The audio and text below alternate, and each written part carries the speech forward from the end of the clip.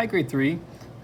Today we're going to finish sorting our mock rock materials and hopefully finish separating all of the materials from all of the different materials. So we want to be able to make sure that we break down all of the sandy mixture that we've been discovering, all of the red and green gravel, all of the bits of shell, and sort of see what else we can find. And so what we're going to do today is we're going to use a couple of tools to help us do that. I've got my geologist pick.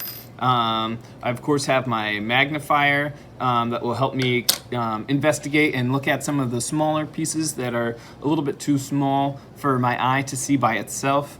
I've got my 2 cups for sorting. I've got my vial, my plastic vial, which is where I stored my mock rock materials that I started to break down with you guys. I'm gonna pour them out onto my plate. And so I'm going to go ahead and just get started sorting out the pieces that I can tell. So I'm gonna put pieces of gravel, red and green gravel, into the same cup. I know that they're different, but they're kind of similar enough so that I'm gonna keep them together for right now, but I can talk about them as separate pieces. And so I'm gonna sort out all of the pieces that are already kind of broken.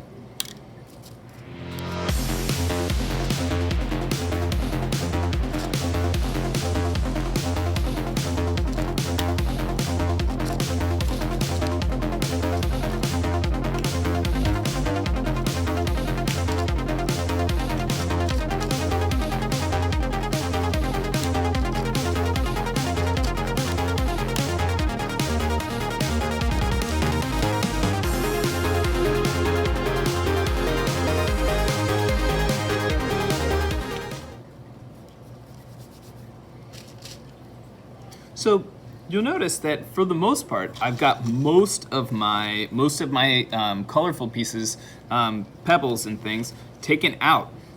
There's a couple of more spots that have just, I'm beginning to see that there's a couple. That'll probably happen to you guys. You might discover some. I've also got everything pretty much sorted out. And you'll notice that my red and green gravel, there is not much of that sandy mixture or that white, those white pieces of shell in my red and green gravel cup because I wanted to sort them differently. I've got a couple of pieces of shell in my cup. There wasn't a ton, but maybe I'll continue to find more because they do look pretty similar to my white sandy pieces. I'm also noticing that my white sandy mixture, some of that white sandy mixture is really small pieces.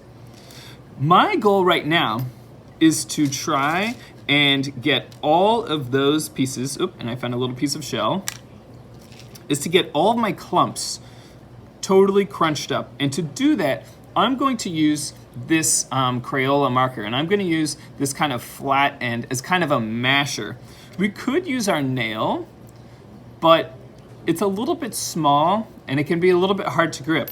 This might be a little bit easier, and the way that I'm gonna do that is I'm just gonna press down on my pieces and they should just really fall apart. I don't wanna do any pounding because then I might break things that I'm not aware that I even have. Like I'm noticing right here, I've got a piece of shell, so I'm gonna continue to sort that out. And I'm gonna just really kind of carefully mash my pieces so that most of my pieces are really small. And I can do that by kind of pushing down and twisting, pushing down and twisting back and forth, pushing down, twisting back and forth.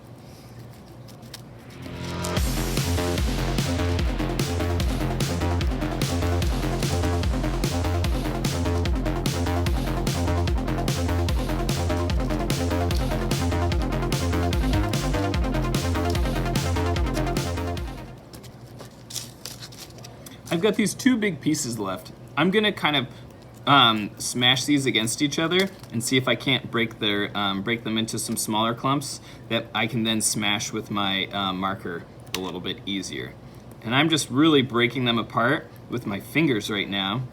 I could get my nail to try and drill it in half get it into some smaller pieces. I'm discovering now I've got more gravel that's hidden inside. That's a good thing.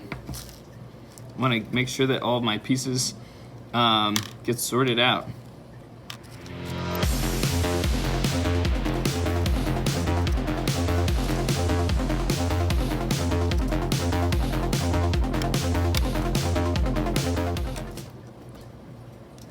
Okay, so most of my rock is broken down into small pieces. There's a couple of clumps that are big, but if most of your pieces are smaller than the head of your nail, then you've done some great work.